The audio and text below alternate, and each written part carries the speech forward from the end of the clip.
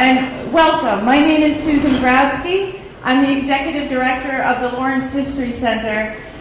And on behalf of our Board of Directors, our staff, and our volunteers, and as National Public Health Week comes to a close, I welcome you to the history and future of public health in Massachusetts and beyond, Lawrence, Massachusetts and beyond. First off, I'd like to thank our sponsors. Without our sponsors, obviously none of this could get done. We've got a very generous project grant from Mass Humanities. We've got support from our local cultural council, which is a part of the state agency, the Massachusetts Cultural Council. We got a grant from the Charles Pringle Foundation. We have support, longtime support from UMass Lowell through Professor Bob Forant, who's on our board of directors. We have sponsorship from a Lithuanian organization that Jonas Stunza heads, and that name is on the front of your program. I'm not going to attempt to pronounce it. I will not do it well. And then also Mark Svensson was also part of our board of directors. At Northern Essex Community College, you'll see up on the side there a lovely display of presentations by the public health student interns. And of course, their fearless leader, Jacqueline Dick, is standing there now to help her students present their work. Also, Regis College North, which is a new partner with Northern Essex, they have a presence over in that corner as well, and we're very grateful for their sponsorship. We had a last-minute sponsor from Walgreens who sponsored water for all of the speakers, which I'm most grateful for, and I'm sure all of you will. No one wants to have a dry mouth when we're speaking, so thank you. They have a banner back by the food, and so we're very happy about that partnership there. This year, the Lawrence History Center is celebrating its 40th year. This is our 4th symposium that we've held since 2012. Other symposiums covered topics like commemorating the centennial of the Bread and Roses strike. We looked at new immigration into the city, or post-World War II immigration into Lawrence and surrounding similar communities. And in 2016, we looked at urban renewal. And coincidentally, the city was undertaking a new urban renewal plan at that time, so it was very topical for the city to take a good look at what happened in the history, across the history. Choosing public health as our focus for this year stems from wanting to commemorate the centennial anniversary of the 1918 flu pandemic. It killed some 20 to 40 million people here worldwide, and 2,000 and up locally in Lawrence. But we also chose the topic because of the strength in our collections. The public health related resources at the Lawrence History Center archive are enormous and thorough, and they tell a really accurate picture of how this community reacted to crisis from its early days, what that civic response was then, and we'll learn about what that response is today as well. So I mentioned that we are celebrating our 40th anniversary. We were founded as the Immigrant City Archives in 1978 by a German immigrant named Eartha Dengler. Her first collection was that of women and their families, records of women and their families at the YWCA. And since then, that was our first collection, and since then our collections have grown in all areas. We've grown to we're estimating over 30,000 photographs, 750 digitized oral histories, mayoral records, community organizational records, engineering records. There's really no topic that isn't covered in our rich collections. We cover all content areas, and we attract researchers from all over the world.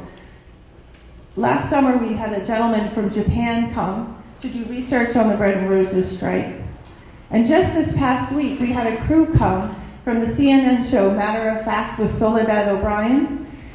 They're doing a piece next week on immigration, and they were in the city for 3 days looking at archival resources and interviewing key people in the city who represent the more recent immigrant groups, some of whom are in the room. If you want to raise your hand if you were interviewed by Soledad O'Brien this week. Josh, I see you. And it's, it really is touching to me to see the young people in the city being tapped for such important national stories. Lawrence deserves a place on the national map. It's been a home to innovation since it began with the building of the Great Stone Dam, the selling of hydropower, the innovations in water sanitation, and even on a more personal level, the community activism and organizations that have grown to support the people that live in this city began way back, and they continue today, and we're going to learn a lot more about that as you move throughout your day. Our goal, well, I really want to thank the presenters that are in the room for your diligence in preparing for this day. Our review committee was so pleased by the variety of proposals and the balance of history and today that came in those proposals. Our goal is to look at these topics through the lens of the humanities, to examine the past and how the city responded in the past, but then tie it to the current issues facing the city of Lawrence. We want to encourage scholarship at all levels, and in this room we have a mix of middle and high school students, undergraduate and graduate students, postgraduate students, public health practitioners, local historians, scholars. We really have a great day ahead of us, and we truly have a lot to learn together. With that, I'd like to introduce the Lawrence History Center Board President, Mike Kern. He is also the Director of Libraries for Northern Essex Community College, and he'd like to say a few words.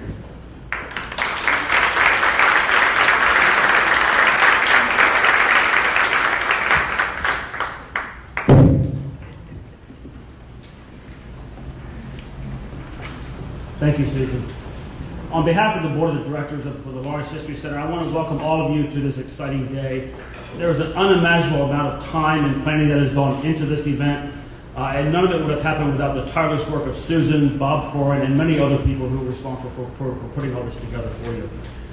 As someone who works in higher education and has long had an interest in history, the event embodies the community presence that the Lawrence History Center has come to represent. As much as any other project, the series of symposiums show the importance of both preserving historical collections and making them available for researchers. When research is done well, the research inevitably becomes an important instrument that enriches and enlightens the community and its citizens. Such is the case with this symposium on public health. As it celebrates its 40th year, the Lawrence History Center has brought together both researcher and resident, scholar and student, historian and humanitarian, all with a common goal: to understand history in the context of the 1918 influenza pandemic, and to explore how that understanding can inform and improve the human condition in Greater Lawrence. The quality of the presentations that you will hear and see today are of the highest caliber, and I promise you that we all will leave here knowing more about the history of this tremendous city, its role in public health advancements, and some of the current challenges we face today. But the question then becomes, what will each of us do with that knowledge? My hope is that you will leave here inspired by what you've learned and find your own way to use that knowledge to make a difference, whether it's in Lawrence or someplace else. For tomorrow's history depends on what we all do today. So once again, welcome, enjoy the day, and I look forward to seeing you all at the sessions. Thank you.